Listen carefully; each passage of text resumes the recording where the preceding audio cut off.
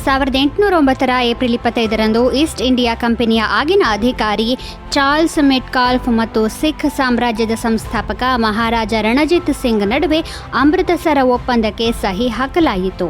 ಈ ಒಪ್ಪಂದವು ಸಟ್ಲೆಜ್ ನದಿಯನ್ನು ಎರಡು ಬದಿಗಳ ನಡುವಿನ ಗಡಿಯಾಗಿ ಸ್ಥಾಪಿಸಿತು. ಬ್ರಿಟಿಷರು ಮಾಲ್ವಾ ಪ್ರದೇಶಗಳನ್ನು ನಿಯಂತ್ರಿಸಿದರು. ಈ ಒಪ್ಪಂದದ ಮೂಲಕ ಒಂದು ವೇಳೆ ಭಾರತದ ಮೇಲೆ ಫ್ರೆಂಚರು ದಾಳಿ ಮಾಡಿದರೆ ಬ್ರಿಟಿಷರು ರಣಜಿತ್ ಸಿಂಗ್ರ ಬೆಂಬಲವನ್ನು ಪಡೆಯುತ್ತಾರೆ ಎಂದು ಉದ್ದೇಶಿಸಿದ್ದರು.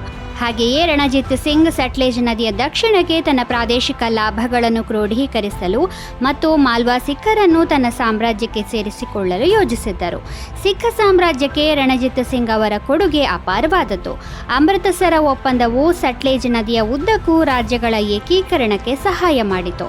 ಇದು ಬ್ರಿಟಿಷ್ ಆಳ್ವಿಕೆಯಲ್ಲಿ ಸಿಖ್ಖರಿಗೆ ಸುರಕ್ಷಿತ ವಲಯವನ್ನು ಸ್ಥಾಪಿಸುವ ಮೂಲಕ ರಣಜಿತ್ ಸಿಂಗ್ ಅವರ ಸಾಮರ್ಥ್ಯವನ್ನು ಎತ್ತಿ ತೋರಿಸಿತ್ತು. 1982 ಏಪ್ರಿಲ್ 25ರಂದು ಟಿವಿಯಲ್ಲಿ ಬಣ್ಣದ ಪ್ರಸಾರವನ್ನು ದೇಶದಲ್ಲಿ ಮೊದಲ ಬಾರಿಗೆ ಪ್ರಾರಂಭಿಸಲಾಯಿತು. ಇದು ಅಂದಿನ ಮದ್ರಾಸ್ ಅಂದರೆ ಇಂದಿನ ಚೆನ್ನೈನಿಂದ ಪ್ರಾರಂಭವಾಯಿತು. ಭಾರತದಲ್ಲಿ 1959 ಸೆಪ್ಟೆಂಬರ್ 15ರಂದು ದೆಹಲಿಯಿಂದ ದೂರದರ್ಶನ ಪ್ರಾರಂಭವಾದರೂ ಕಲರ್ ಟಿವಿ ಜನರಲ್ಲಿ ದೂರದರ್ಶನದ ಕ್ರೇಜ್ ಅನ್ನು ಹೆಚ್ಚಿಸಿತು. ಭಾರತವು ನಂತರ 1982 ನವೆಂಬರ್ನಲ್ಲಿ ಏಷ್ಯನ್ ಕ್ರೀಡಾಕೂಟವನ್ನು ಆಯೋಜಿಸಿತ್ತು ಮತ್ತು ಸರ್ಕಾರವು ಗೇಮ್ಸ್ ಅನ್ನು ಬಣ್ಣದಲ್ಲಿ ಪ್ರಸಾರ ಮಾಡಿತು. ಇದರ ನಂತರ 1980ರ ದಶಕವನ್ನು ದೂರದರ್ಶನ ಯುಗ ಎಂದು ಕರೆಯಲಾಗುತ್ತದೆ. ಈ ಅವಧಿಯಲ್ಲಿ ಹಮ್ ಲೋಗ್, ಬುನಿಯಾದ್, ರಾಮಾಯಣ ಮತ್ತು ಮಹಾಭಾರತದಂತಹ ಧಾರಾವಾಹಿಗಳು ಪ್ರಸಾರವಾದವು. ಮೊದಲ ಮೆಕ್ಯಾನಿಕಲ್ ಟಿವಿಯನ್ನು JL ಬೇಯರ್ಡ್ ಕಂಡುಹಿಡಿದಿದ್ದರು. 1925ರ ಮಾರ್ಚ್ 25ರಂದು ಲಂಡನ್ ಡಿಪಾರ್ಟ್ಮೆಂಟ್ ಸ್ಟೋರ್ನಲ್ಲಿ ಬೇಯರ್ಡ್ ಟಿವಿಯನ್ನು ಸಾರ್ವಜನಿಕವಾಗಿ ಪ್ರದರ್ಶಿಸಿದ್ದರು. ಇದರ ನಂತರ 1927ರ ಸೆಪ್ಟೆಂಬರ್ 7ರಂದು ಫರ್ನ್ವರ್ತ್ ಎಲೆಕ್ಟ್ರಾನಿಕ್ ಟಿವಿಯನ್ನು ಕಂಡುಹಿಡಿದರು. 1953ರ ಏಪ್ರಿಲ್ 25ರಂದು ವಿಜ್ಞಾನಿಗಳು ಜೀವನದ ರಹಸ್ಯವನ್ನು ಕಂಡುಹಿಡಿಯುವಲ್ಲಿ ದೊಡ್ಡ ಯಶಸ್ಸನ್ನು ಕಂಡರು. ವಾಸ್ತವವಾಗಿ ಕೇಂಬ್ರಿಡ್ಜ್ ವಿಶ್ವವಿದ್ಯಾಲಯದ ವಿಜ್ಞಾನಿಗಳಾದ ಜೇಮ್ಸ್ ಡಿ ವ್ಯಾಟ್ಸನ್ ಮತ್ತು ಫ್ರಾನ್ಸಿಸ್ ಕ್ರಿಕ್ ಅವರ ಲೇಖನವು ನೇಚರ್ ನಿಯತಕಾಲಿಕದಲ್ಲಿ ಪ್ರಕಟವಾಗಿತ್ತು. ಈ ಲೇಖನದಲ್ಲಿ ಅವರು DNA ರಚನೆಯನ್ನು ವಿವರಿಸಿದ್ದರು. ಪೋಷಕರ ಆನುವಂಶಿಕ ಗುಣಲಕ್ಷಣಗಳನ್ನು ಮುಂದಿನ ಪೀಳಿಗೆಗೆ ರವಾನಿಸುವ ಅಂಶವೇ DNA. ಈ ಇಬ್ಬರು ವಿಜ್ಞಾನಿಗಳು ತಮ್ಮ ಸಂಶೋಧನೆಗಾಗಿ 1962ರಲ್ಲಿ ನೊಬೆಲ್ ಪ್ರಶಸ್ತಿಯನ್ನು ಪಡೆದರು. ವ್ಯಾಟ್ಸನ್ ಮತ್ತು ಕ್ರಿಕ್ ತಯಾರಿಸಿದ DNA ಮಾದರಿಯನ್ನು ಲಂಡನ್ನ ಸೈನ್ಸ್ ಮ್ಯೂಸಿಯಂನಲ್ಲಿ ಇರಿಸಲಾಗಿದೆ. 1859ರ ಏಪ್ರಿಲ್ 25ರಂದು ವಿಶ್ವದ ಅತಿ ದೊಡ್ಡ ಕಾಲುವೆಗಳಲ್ಲಿ ಒಂದಾದ ಸೂಯೆಜ್ ಕಾಲುವೆಯ ನಿರ್ಮಾಣ ಕಾರ್ಯವು ಪ್ರಾರಂಭವಾಯಿತು.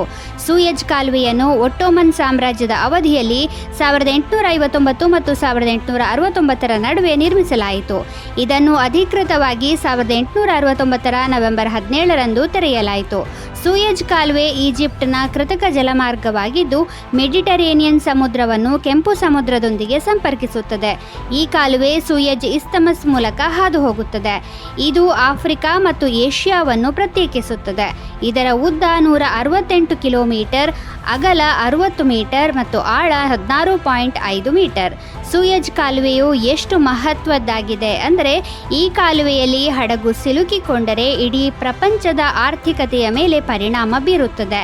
1956ರ ಜುಲೈ 26ರಂದು ಈಜಿಪ್ಟ್ ಅಧ್ಯಕ್ಷ ಗಮಾಲ್ ಅಬ್ದೆಲ್ ನಾಸರ್ ಕಾಲುವೆಯನ್ನು ರಾಷ್ಟ್ರೀಕರಣ ಮಾಡಿದರು ಮತ್ತು ಅದರ ಕಾರ್ಯಾಚರಣೆಗಳು ಹಾಗೂ ಆದಾಯದ ನಿಯಂತ್ರಣವನ್ನು ಪಡೆದರು. ವಿಶ್ವ ಮಲೇರಿಯಾ ದಿನವನ್ನು ಪ್ರತಿ ವರ್ಷ ಏಪ್ರಿಲ್ 25ರಂದು ಆಚರಿಸಲಾಗುತ್ತದೆ. ಮಲೇರಿಯಾದ ಗಂಭೀರತೆಯ ಬಗ್ಗೆ ಜನರಿಗೆ ಅರಿವು ಮೂಡಿಸುವುದು ಈ ದಿನವನ್ನು ಆಚರಿಸುವ ಉದ್ದೇಶವಾಗಿದೆ. ಈ ದಿನವು ಮಲೇರಿಯಾವನ್ನು ನಿಯಂತ್ರಿಸಲು ಜಾಗತಿಕ ಪ್ರಯತ್ನಗಳನ್ನು ಗುರುತಿಸುತ್ತದೆ. ವಿಶ್ವ ಮಲೇರಿಯಾ ದಿನದ ಕಲ್ಪನೆಯು ಆಫ್ರಿಕಾ ಮಲೇರಿಯಾ ದಿನದಿಂದ ವಿಕಸನಗೊಂಡಿತು.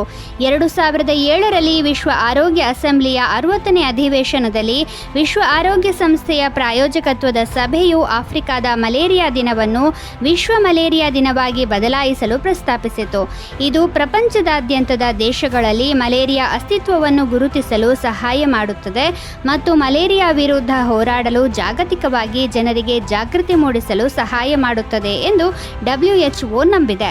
ಅಂದಿನಿಂದ ಈ ದಿನವನ್ನು ಪ್ರತಿ ವರ್ಷ ಏಪ್ರಿಲ್ 25ರಂದು ಆಚರಿಸಲಾಗುತ್ತದೆ.